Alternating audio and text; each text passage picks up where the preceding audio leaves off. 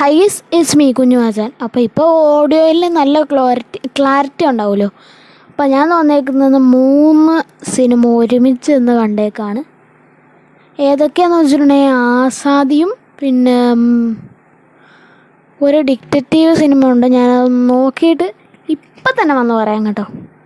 Guys, detective Ujjwalan അതാണ് സിനിമേൻ്റെ പേര്. അപ്പം ഇത്ര സിനിമ നമ്മൾ ഒരുമിച്ച് ഒരെണ്ണം കൂടിയുണ്ട്, നരിവേട്ട. ഇത്ര സിനിമ നമ്മൾ ഒരുമിച്ച് കണ്ടിട്ടുണ്ട്. എന്താണെന്നൊന്നും അറിയില്ല, എന്തായാലും ഇത്ര സാധനങ്ങൾ നമ്മൾ ഒരുമിച്ച് കണ്ട്. അപ്പോൾ ഓരോന്നിൻ്റെയും വെച്ചിട്ട് നമുക്ക് റിവ്യൂ പറഞ്ഞു തുടങ്ങാം. ആദ്യത്തെ നരിവേട്ട തന്നെ എടുക്കുന്നു. ആദ്യമായിട്ട് 3 സിനിമ കണ്ടുകൊണ്ട് ഇന്നലെ എനിക്ക് വീഡിയോ ഇടാൻ പറ്റിയില്ല, അതുകൊണ്ട് ഇന്നിടാമെന്ന് വിചാരിച്ച്. നരിവേട്ടയിൽ ആദ്യമായിട്ട് തന്നെ കാണിക്കുന്നത് കുറച്ച് കുട്ടികളെ ഇതാക്കണ ഒരു സാധനങ്ങളൊക്കെ ഉണ്ട്. വെടി വെക്കുന്നതും ഒരു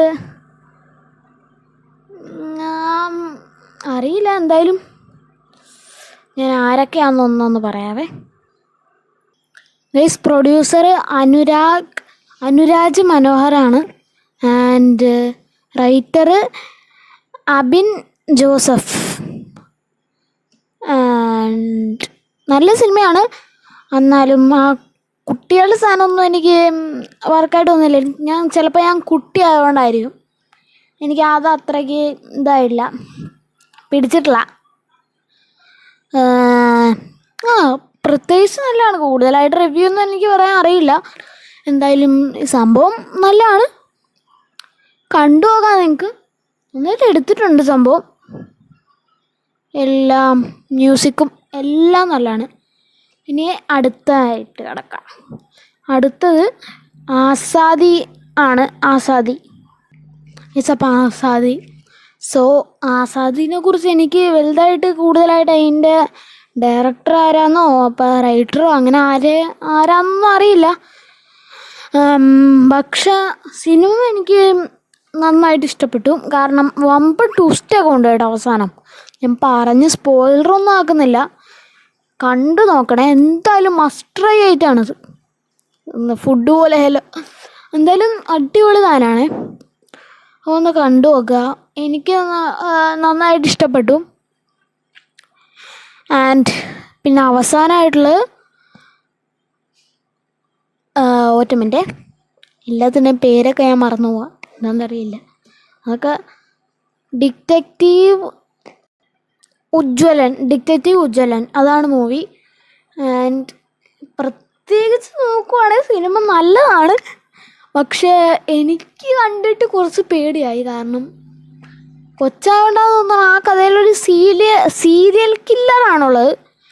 ആൻഡ് ആ സീരിയൽ കില്ലർ വന്നിട്ട് തലയടിച്ച് പൊട്ടിക്കുക. അപ്പം നമ്മുടെ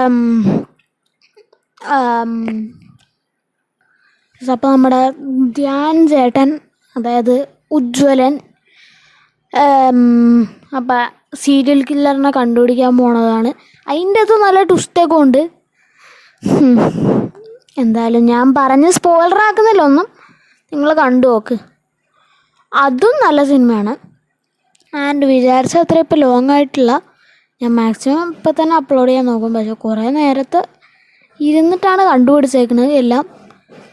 നല്ല ട്വിസ്റ്റുണ്ട്. എല്ലാ സിനിമയും നിങ്ങൾ പറ്റുമെങ്കിൽ ഒന്ന് പോയി കാണണം. ഞാൻ കൂടുതലായിട്ട് പ്രിഫർ ചെയ്യണത് ആസാദിയും പിന്നെ ഡിറ്റക്റ്റീവ് ഉജ്ജ്വലനും ആയിരിക്കും. കാരണം മറ്റേ സിനിമ എനിക്ക് അത്രയ്ക്കായിട്ട് തോന്നിയില്ല. എനിക്ക് ആസാദി നന്നായിട്ട് ഇഷ്ടപ്പെട്ട്. ഡിറ്റക്റ്റീവ് ഉജ്ജ്വലൻ ഫാമിലി ഫ്രണ്ട്ലി ആണെന്നൊന്നും പറയാൻ പറ്റുമെന്നും എനിക്കറിയില്ല, പറയാൻ പറ്റൂലെന്നും എനിക്കറിയില്ല. അങ്ങനത്തെ ഒരു ടൈപ്പാണത്. എന്തായാലും സംഭവം നല്ലതാണ്. അപ്പം സബ്സ്ക്രൈബ് ചെയ്തോ. Bye guys. പിന്നെ ലൈക്കും സബ്സ്ക്രൈബും ഒക്കെ ചെയ്യാൻ മറക്കല്ല. കുറേ കഷ്ടപ്പെട്ടുണ്ട് ഞാൻ. ഇപ്പോൾ ലൈക്ക് സബ്സ്ക്രൈബൊന്നും ഇല്ല. ഞാൻ കുറച്ച് ദിവസം കഴിയുമ്പോൾ പോവും. അപ്പോഴെങ്കിലും എന്താണ് ഗൈസ്, എനിക്ക്